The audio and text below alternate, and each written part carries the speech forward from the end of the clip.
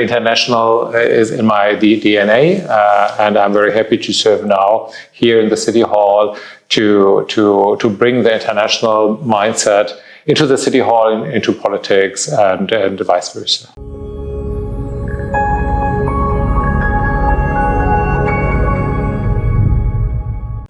Welcome back to this week's episode of The Executives, the show where we navigate the intricate world of executive leadership, exploring insights and personal stories of successful professionals shaping the global business landscape. I'm your host Majid, and joining us today is Dr. Seider.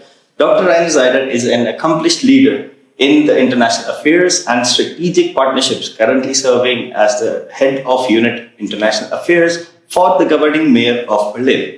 With extensive experience fostering global connections for Berlin citizens, startups, and SMEs, he has spearheaded initiatives like Asia Berlin, promoting intercontinental collaborations and innovation. So let us welcome Dr. Seider. Hallo und herzlich willkommen. Hallo, vielen Dank. So, I'm very honored first, but it's amazing that you gave me the opportunity to spend some time with you and also interview you. So I try to do justice by explaining the guest in a few sentences, but I would love for you to also explain to our listeners who is Dr. Seider. As you already explained, so I'm currently working for the governing mayor of Berlin, so now for 2.5 years. Before, I've been working for the Senate Administration for Economics, always in international affairs. And even before, I've been again here in the City Hall for 4 years of German-French cultural and educational partnership. So I have a track record which is administration of Berlin and also international. So I had the chance to always work during my professional lifetime in international affairs.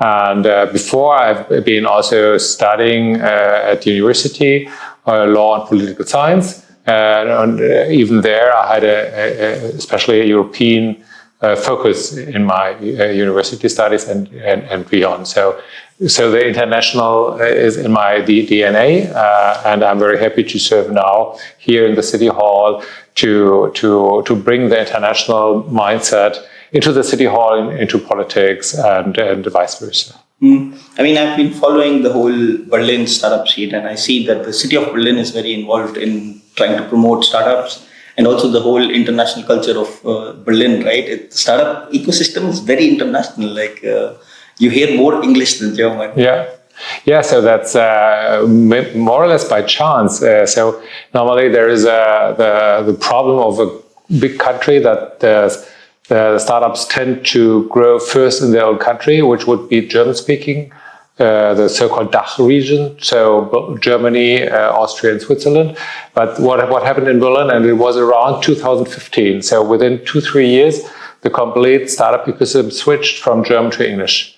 Why so? Because the most qualified talents, which we were urgently needed in the growing startup ecosystem, came from abroad. At the time, it were many Polish programmers and developers who worked here in the startups. Today, those are more Indians. But that meant that either they had to learn all German to speak in the company language, or the company had to switch to English. And that happened, in fact, between 2013 and 2017, so to say. And just because you would need English-speaking talents. And then the company language switched to English. Completely in the whole city of Berlin and the startup ecosystem, and with that, of course, you were globally prepared from the beginning. You did not have to translate anything in the process of growth.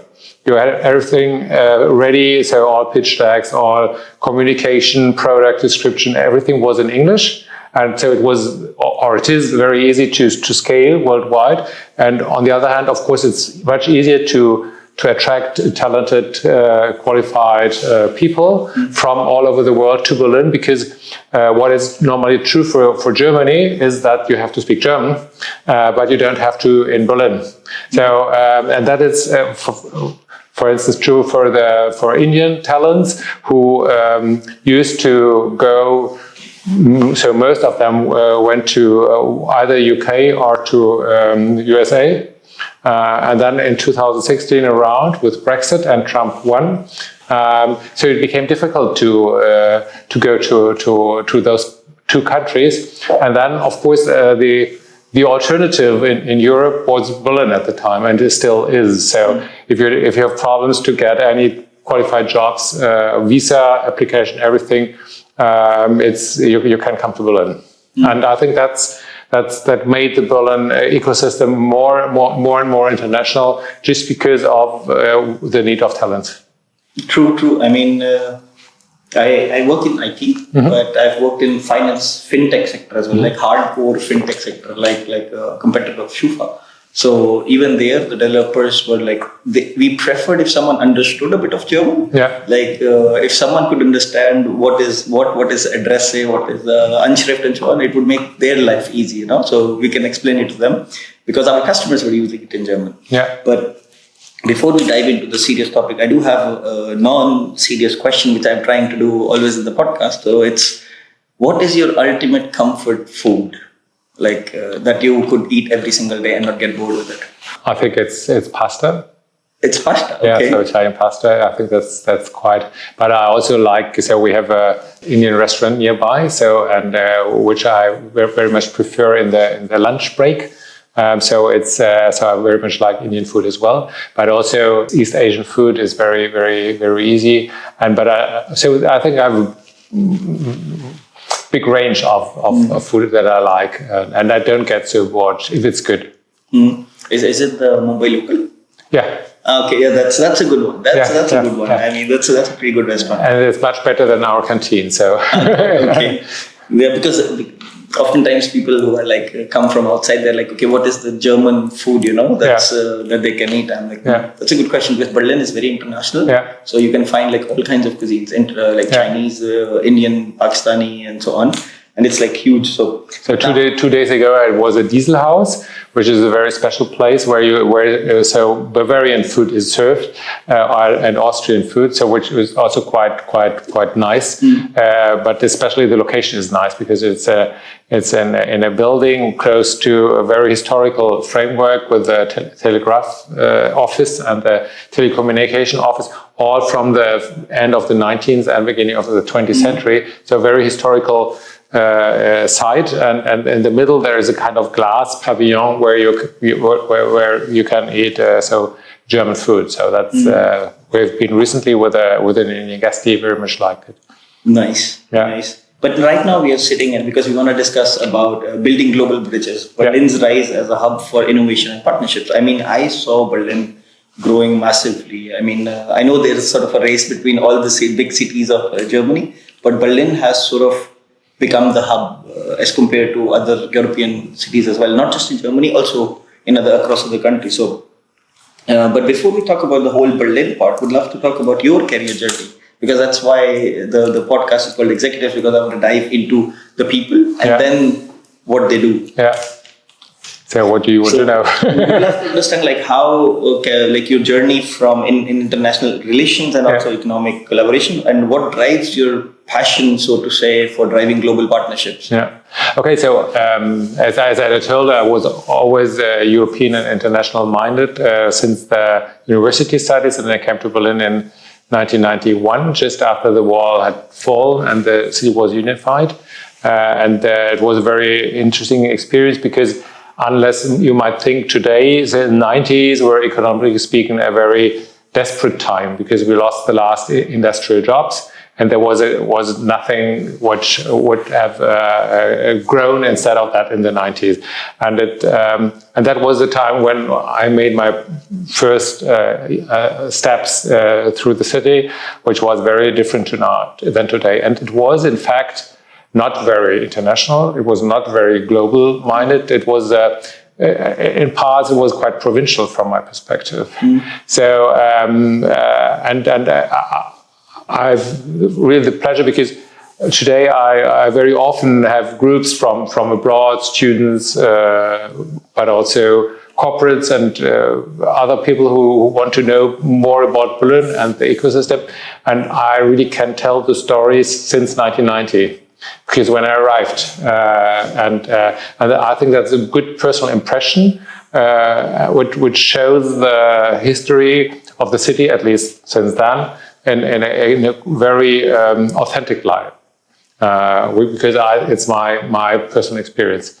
So I think it's a strong connection. I was very soon. I was working for the city of Berlin, and here in the city hall as well, and doing always, as I told, international works. And when we in the 90s, so after the unification, people thought that the future of Berlin would be within Europe, between East and West, especially with strong connections to the Soviet Union and Russia afterwards, but also to Poland and Central Eastern European countries. And but I, at the time, was already looking beyond towards Asia, but that at the time was not very common.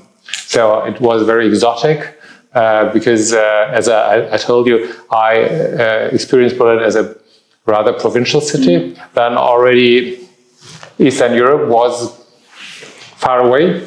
Although, of course, East Germany had strong connections to Russia, especially. But thinking about Asia was, of course, beyond all imagination. But for me, it was very natural that it was important to raise curiosity and to reduce entrance barriers. And I think what drives me most in international affairs is curiosity. I think that's the main driver for me, is people and countries and cultures. So what makes other people afraid with the debate we right now have about migration, migrants and refugees, and people are getting afraid. And for me, it's a driver for motivation, because I very much like the international Berlin. So I like migrants just because they are different. They have different experience, very often very complex experience. They are prepared to share, and so that drives my interest in international cooperation here in Berlin, but also, of course, beyond. It's not just Asia, it's also US, it's Latin America, it's Africa, it's Europe, of course, because in my socialization, I'm a European. I speak 4 or 5 European languages, but no Asian language. I've traveled when I was a student lots in Europe, because at the time it was not so easy to buy plane tickets. It was expensive. So I did most of my travels as a student on the ground, and that's the reason why I traveled through Europe, crisscrossing, and that's also the reason why I'm very, very much concentrating on Europe in that time. But now I think it's we have to think global. And also, because I come from Asia, I come from Pakistan.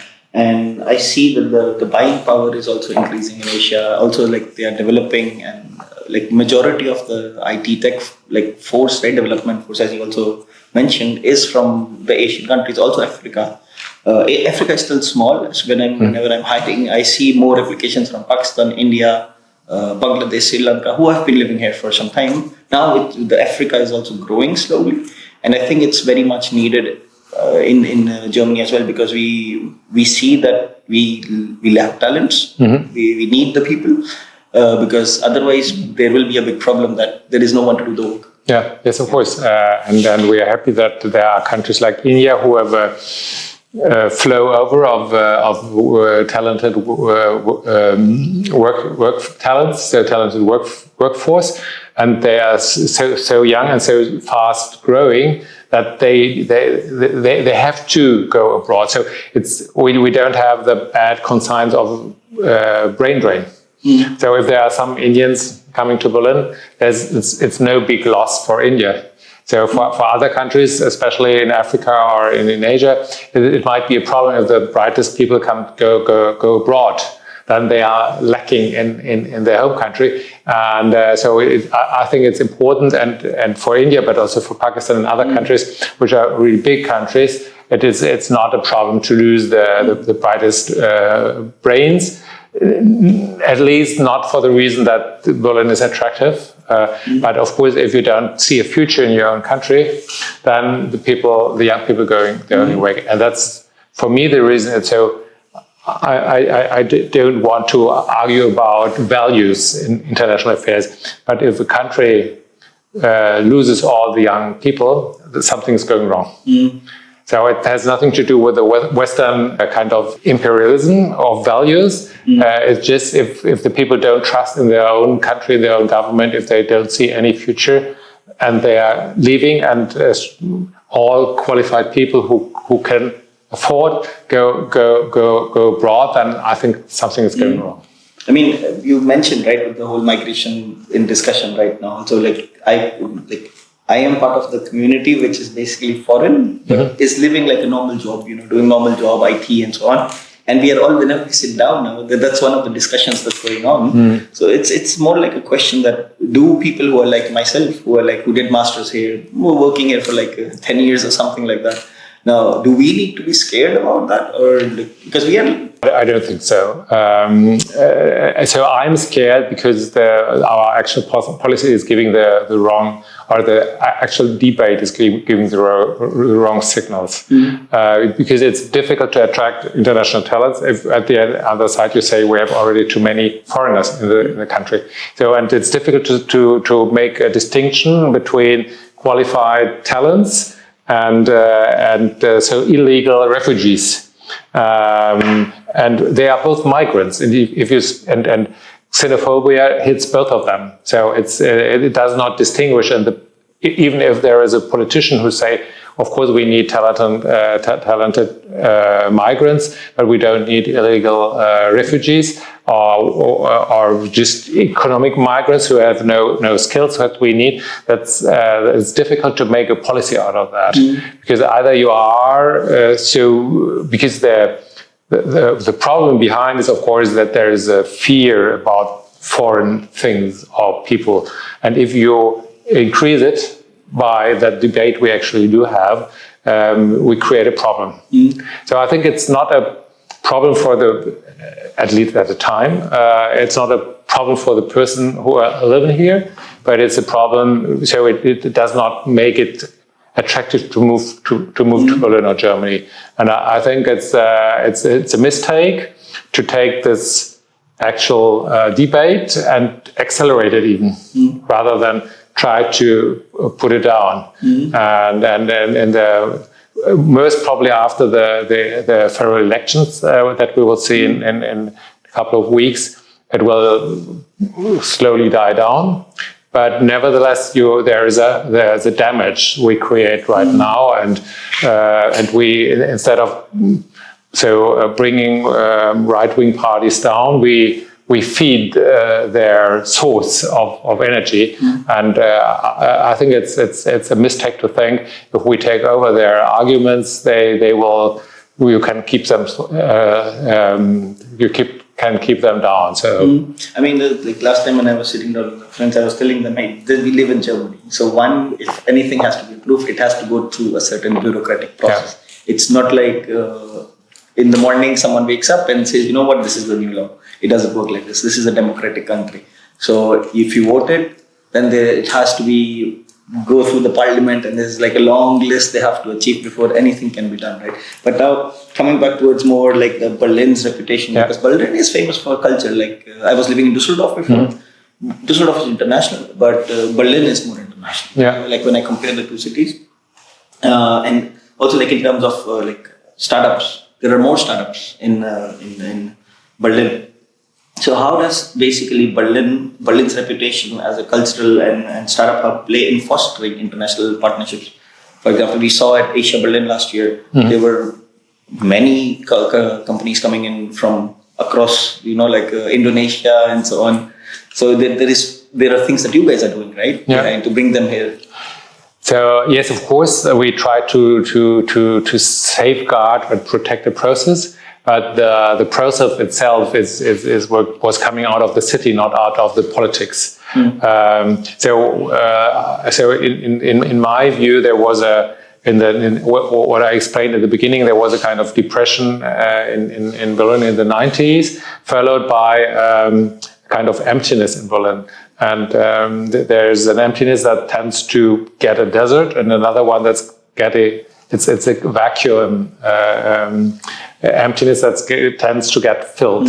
So, and already in the 90s or 20s, I developed the vacuum theory for Berlin. So it was so much space in Berlin, which was not really used for living and working. And of course, there was a wall that has fallen, and at a certain time, it was and still is a part. It's like a whiteboard where you can, or paper where you can write on it. It's not everything already written about Berlin. So Berlin is a city still under construction. So it was very attractive to be part of that playing field, playing ground. So there were many in the 90s and 2000s, many creative people moved to Berlin. They designers, artists, music, people from the music industry, and then there was techno coming to Berlin. The big clubs were opening in the 90s. So the most famous ones, who still are important for the reputation of Berlin. And having that creative ground, it attracted more and more talented people, and also wanted to create something like a company and not only arts. And that, I think, that was a turnaround when the startup ecosystem started to grow in Berlin in the 2000s, and using the fertile ground of the city, which was at the time already creative, young, and international, and open. And on that, there was everything what we see now could grow quite well. But that was not the kind of political decision, because the space was there because there was a wall for 30 years within the city, which made it impossible to get the density we have in London or Paris today. And so the space we use and need now for the ecosystem was there just because there was a wall before. So you can't copy that easily. But then, of course, there were also couple of important decisions by the city of Berlin, like, for instance, the IBB Investment Fund. So especially in the 2000s, many startups just could start because there was a co-investment by the Investment Bank of Berlin. Or today it's the Startup Scholarship, which offers also additional motivation and, so say, a basic salary for founders and their teams, which made it possible to start a company without having too much pressure for surviving. And so there were a couple of right decisions by the city of Berlin, and to guarantee the framework, and also, and I think it's important that there was always a mindset of openness. So we had it very strong when Klaus Wowereit was elected governing mayor of Berlin, but we have it still now. So everybody knows, including Kai Wegner, the governing mayor of Berlin, that you have to be a tolerant city if we want to safeguard the wealth or increase the wealth of Berlin. We have to strengthen the niche of being a safe harbor for any people. So and he always repeats, so it does not matter where they come from, what they believe, and whom they love. So, and I think that's a kind of very good trials for Berlin. And I think it's very important in those times to safeguard that, and then to give a protected space also for strong diversity of people, because that's a really USP, also compared to unfortunately, other countries nowadays. I mean, I know, for example, the city of Berlin, I think it's the Ministry of Economic Development, also this building, they have this booklet which is basically sharing what kind of funding you can apply for. Yeah. It's a really thick book, it's like 180 pages or something. And I recently met up with a friend, I was telling him, you know what, you should apply, because I know your customer is a big corporate. And the thing is, the German government wants them to digitize. Yeah. And he was like, but how will the government help me? I'm like, they will help you by paying their bill because they want them to digitize. Because the small, medium businesses who are really old, like these hidden champions, so they are struggling because of the whole AI and everything. So the state wants to also help them because these companies have been running for hundreds of years. Yeah, it's the backbone of Berlin, so, or Germany. Or Germany, And then I say that go to the website, talk to IHK. And I mean, that's the best point of contact for you. And they speak English, they speak German. They don't care where you are from. They don't ask your nationality first. They don't ask your religion first. They ask you, you know what, tell us what you want to do. I mean, I also had a startup before here. And I mean, the first time I was sold my service was because of my broken German. The guy said, I signed the contract because you were trying so hard. I was so impressed. And at that time, my German was really bad. Really, really bad. So he was like, I would have probably said like, everything was das for me. Das Hund, das Mädchen, das Frau. So it was that bad. And he was a nice German guy, and he was like impressed. But now coming towards the whole point, because Berlin is seen as like a startup magnet, right? I mean, what factors do you think, except for funding, for example, the whole, like you mentioned, a few funding options, what else does it make lucrative for founders to actually come towards Berlin and settle down here? So I think it's the diverse and talented and international workforce. So you would not, if you have to decide whether you want to grow in Walldorf, the headquarters of SAP, or Bielefeld, which is also a strong city for SMEs, or Berlin. Of course, you have to come to Berlin if you need talented workforce. So I think it's the only place in Germany where English is so regularly spoken in the business. So that's one of the key topics why you should come to Berlin. But then there's still space. And there will be much more space in the future again. So I think that's very intriguing. Because what I learned also recently, I visited a couple of spaces. I would not say co-working spaces or accelerators because they are very diverse. So some of them are very concentrating on specific branches like the Drivery or Motion Lab. Others are very central like Ahoy. And then others are just huge, like the Newland or Neuland and LND, which is the former Philip Morris tobacco production site in Neukölln, and there will be 150,000 square meters for production and startups and technology. Then there is a former malt production site near Südkreuz, where Udo Schlömer, the CEO of the factory, will develop a new space. In the former factory at Lohmühlenstraße, Görlitzer Park, there is now the Cambridge Innovation Council having a huge space available. So it will be in a couple of months, there will be probably, or 1.5 years, there will be so much more space available and also competition, real estate competition, which makes it probably quite easy for startups to find the right place and not too expensive to start and to grow. So it's international workforce. It's still space, not maybe for living, but for working. Because of the dominance of the startup ecosystem in Germany, in Berlin, for Germany and Europe, all VCs and angel investors are also coming to Berlin. So you will find them here for events, but also during the normal work time. So it's difficult to get them, but they are here in Berlin. So they are not in Düsseldorf. So if you are a Düsseldorf-based startup, you have to come to Berlin to find an investor. So even in a kind of digital world, in a virtual world where everything is connected globally, there are a couple of spots where you have to go to if you want to find the right people. So for working or for investing or also for scaling. No, that's true. I mean, I don't remember where it was. I don't remember the area, but it was somewhere not far from here on U8 Strat.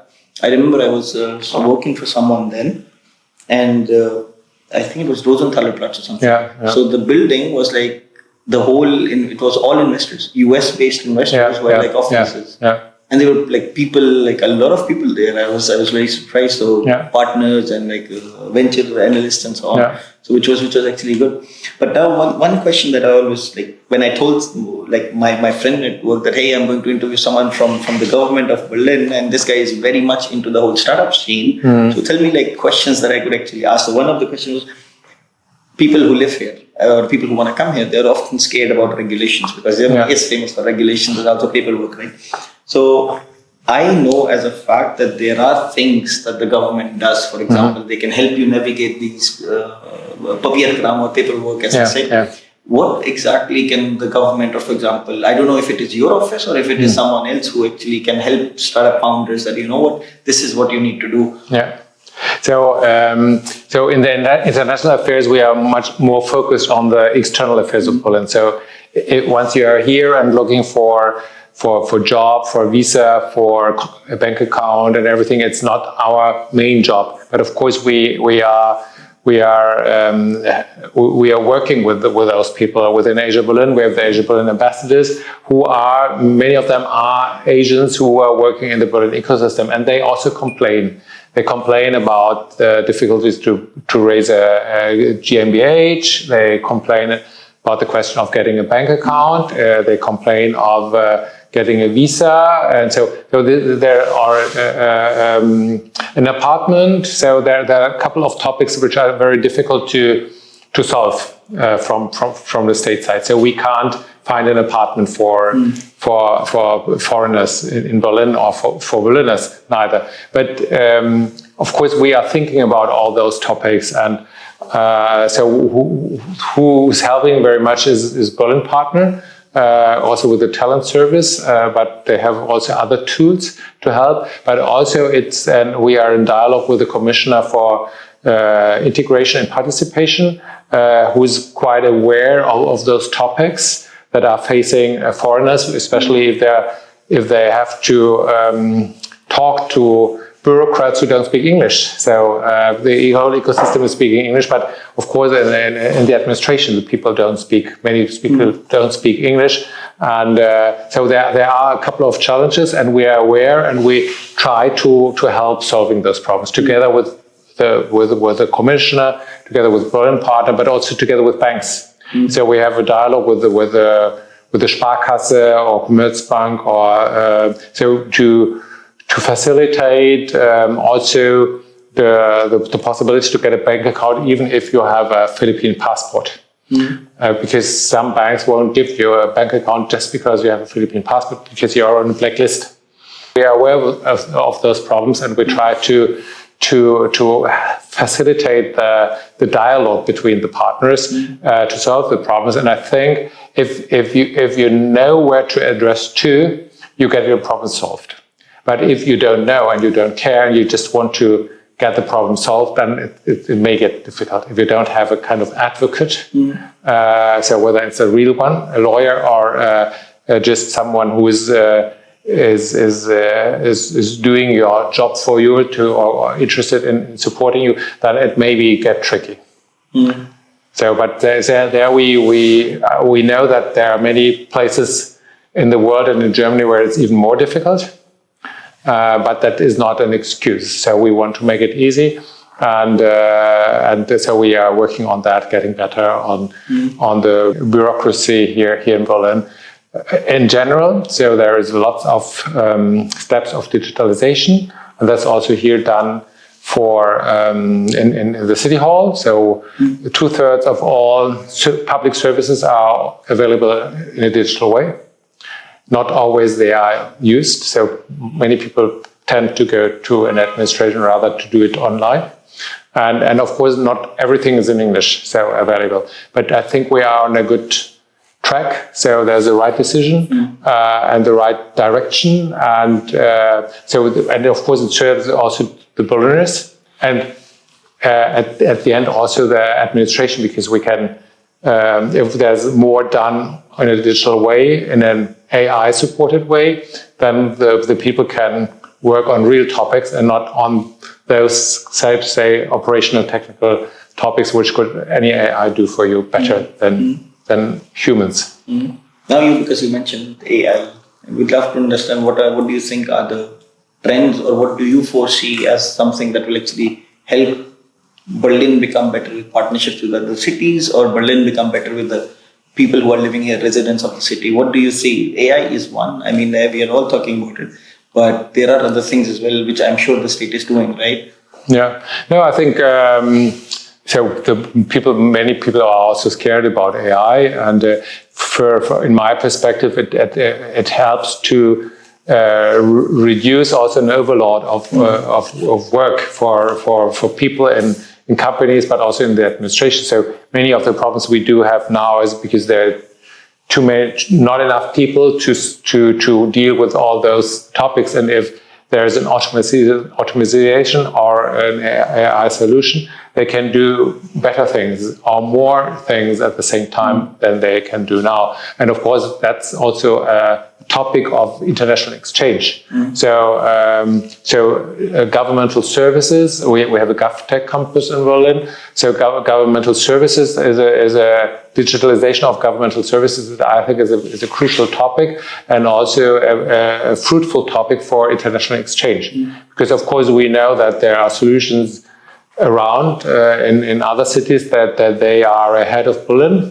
Not everything you can copy, also because of the data regulation in the European Union, but also we have 16 districts in Berlin, and 16 districts who have sometimes 16 different formats for application. So it's first of all you would have to have a unification of the formats before you make a digitalization. Otherwise, you have to do that 16 times. Yeah, and of course there are other cities who have it's much more centralized, and then of course we can talk to them and maybe learn from them as well. I mean, I saw for example, some things Berlin is more advanced. If you wanna, I remember during COVID times, Berlin was the first one to digitize the process for applying if you wanted an unlimited permit, residence permit. Right? Yeah. So the requirements were simple. Yeah. And there was a huge lot building up because COVID basically had shut down offices, and they couldn't process applications. So what Berlin did was they said, you know what, start emailing us documents, and then we will call based on and then Düsseldorf, I remember, was completely shut, and then they opened up the same way. Okay. So they adapted the same logic. Yeah. And I got my PR based on that approach, and now it's the same across all Germany. I mean, they first tried giving appointments as well, but then what people started was they started booking appointments, even though they were not sure if they're eligible or not. So then the city realized that no, that's a bad approach. So they said, send us the documents, and then we give you the appointments. And so far, it's. I mean, we also need to consider the number of people working in the office, plus the number of people applying for the stuff, right?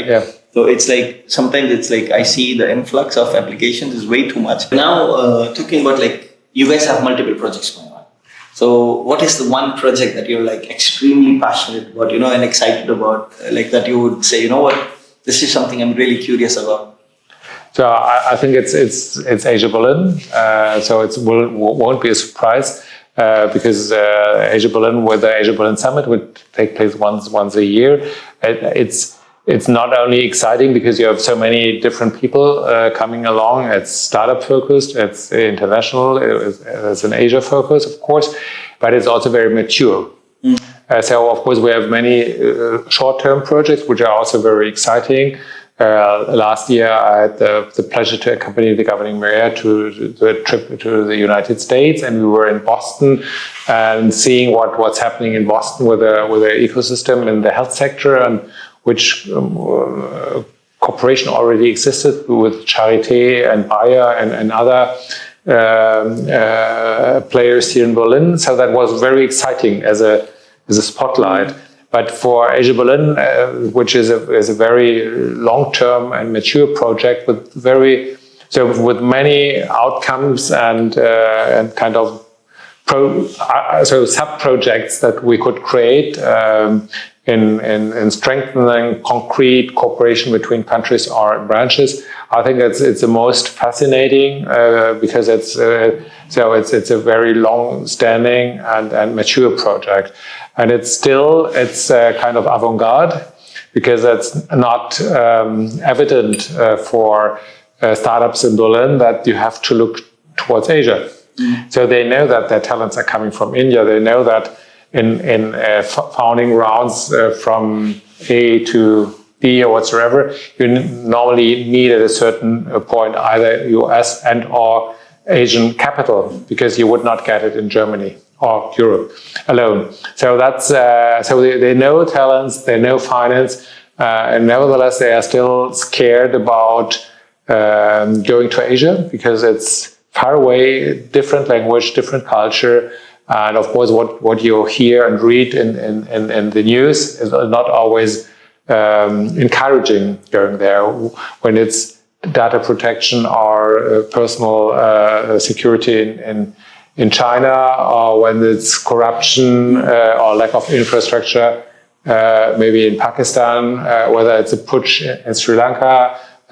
So it's the world. Of course, the world is full of bad news. We know that, but if you are not familiar with the situation in a country, that might retain you from going there. And that's the reason why we bring Asia to Berlin with the summit.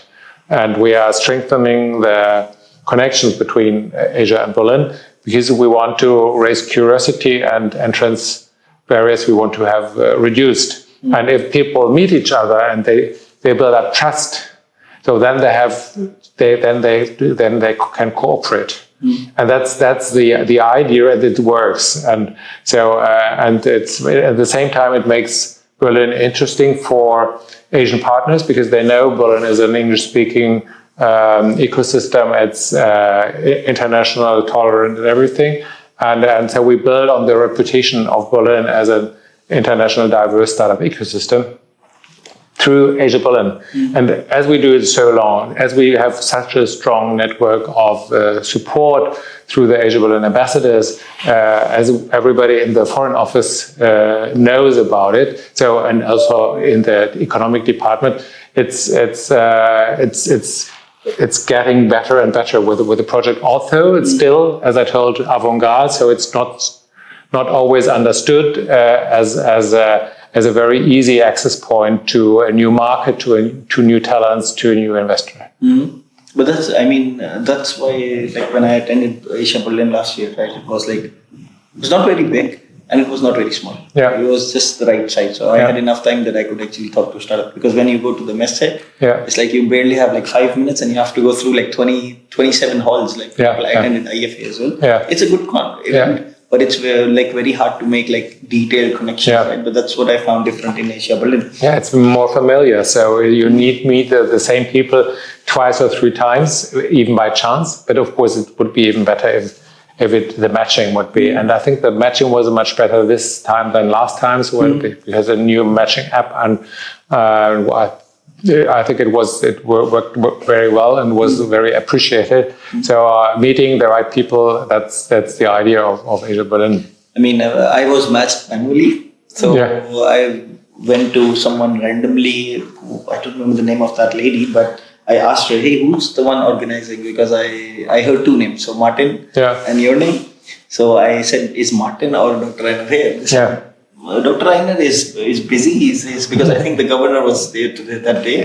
So you wouldn't be able to catch him, but Martin was outside. So then this lady took me to Martin. And I made the introduction, and then Martin took me to people. So it became like a whole loop. That's good. So that was very. That's very so service oriented, and not everybody can has the pleasure that Martin is making personal introductions in such a complete way, because it was really good. I recorded the whole episode around Asia Berlin.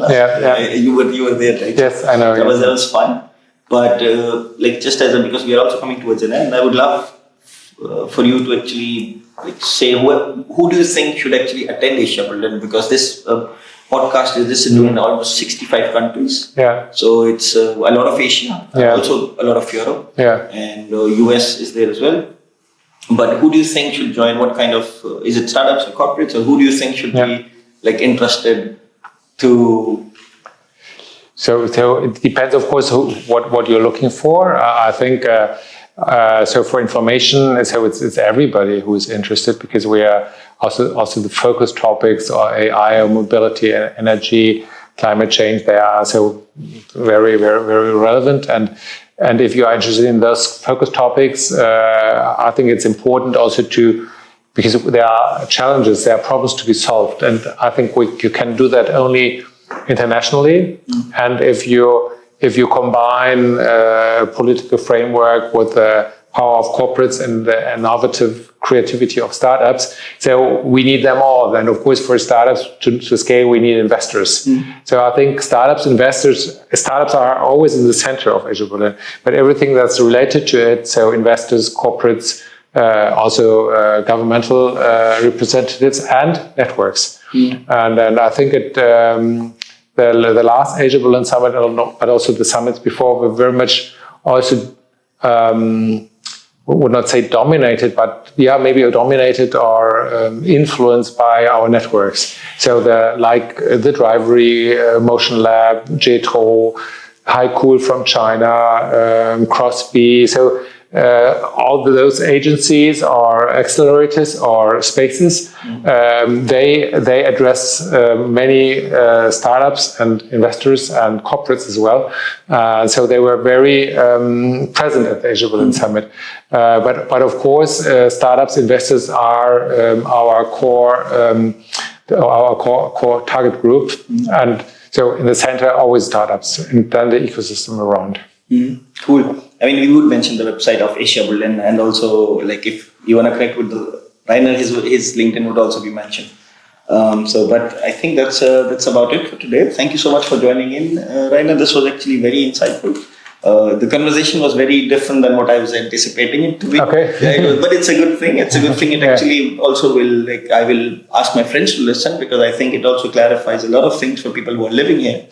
And also, I'm always telling people, hey, you know what, go talk with the Haka, go talk with these guys sitting in the Senate Chancellor. They will not turn you away. They might send you to someone else, but they will not turn you away. No, of course. And I think that's the strength of the network, so there should be no wrong door. And from very frequently meet Norbert Herrmann, who is the startup guy in the public administration for the Ministry for Economic Affairs, where I am the international guy. So I'm so in the core, I'm not responsible for the startup ecosystem in Berlin. That's him.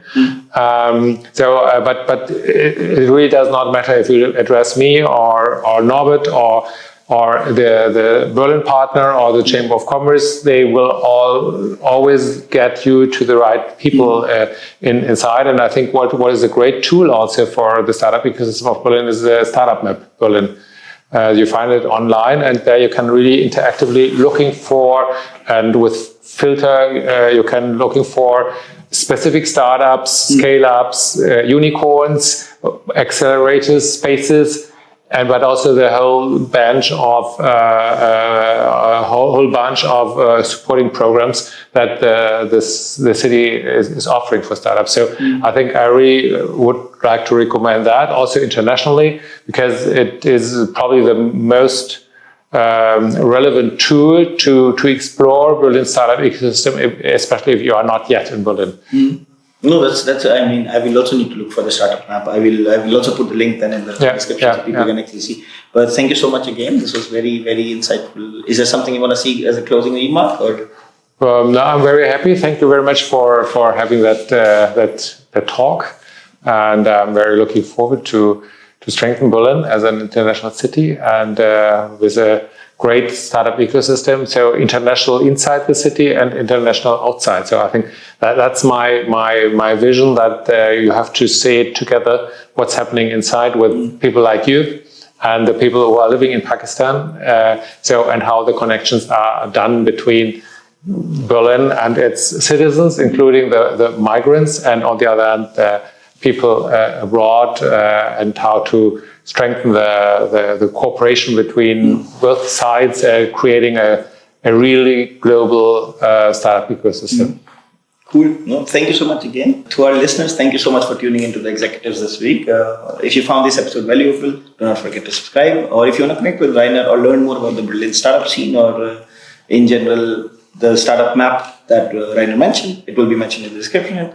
Until next time, this is your host Majid signing off.